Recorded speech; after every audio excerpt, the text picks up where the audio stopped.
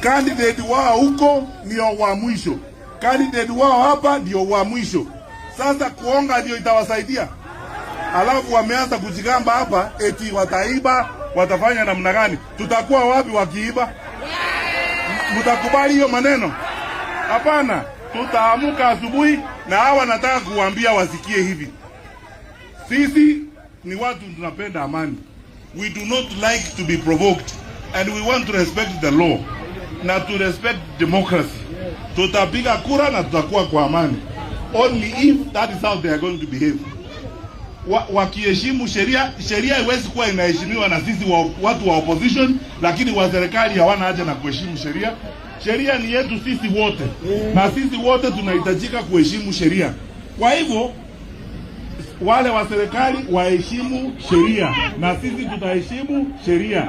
Kama sasa ni kuleta ujuaji wanataka kuleta hapa, hata sisi tutafanya nini? Namna hiyo.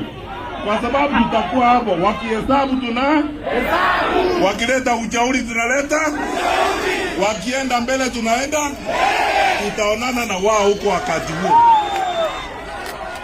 Na mwisho abantu bami